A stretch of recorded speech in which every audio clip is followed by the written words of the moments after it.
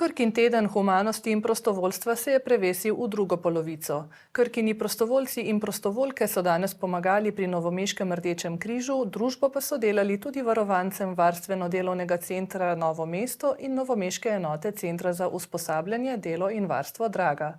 Poglejmo. Krkini prostovoljci so Rdečemu križu donirali številna oblačila in tudi druge predmete.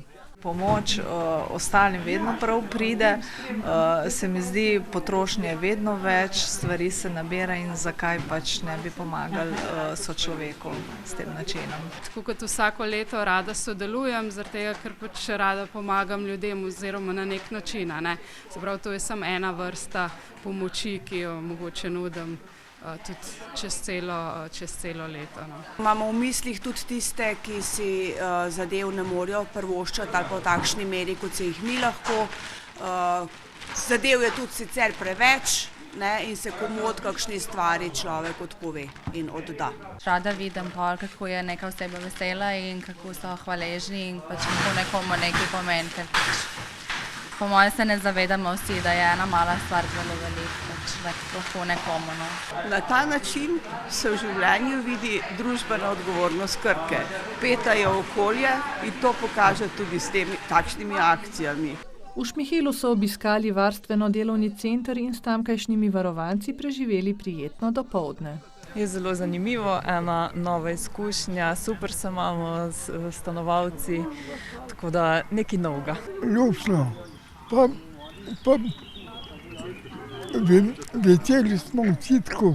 Tukaj igram s prijatno harmoniko, se zabavamo, pojemo, v glavnem se imamo čudovito. Danes so prišli prostovoljci iz Krke. Imamo se lepo. Uporabniki se družijo z prostovoljci, torej družabništvo, so veseli, da so danes prišli, da so jih sprejeli, čutijo se vključene kot del skupnosti, kot del družbe, kar je zanje pa tudi najpomembnejše. V Novomeškem dnevnem centru Centra za usposabljanje, delo in varstvo Draga, ki mu je Krka namenila tudi donacijo za prevoz uporabnikov, so prostovoljci pripravili interaktivno glasbeno delavnico.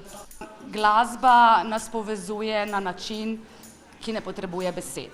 In ravno v tem vidim največjo vrednost današnje delavnice, da se lahko otroci izražajo skozi gib, skozi zvok, z dotikom. In to je pač največ, kar lahko damo otrokom. Vsaki nas obišče popestri naš vsak dan in nam naredi naše dneve take bolj bogate in pa take, da se pač otroci potem še nekaj časa pogovarjajo o njih. Hvala prostovoljci.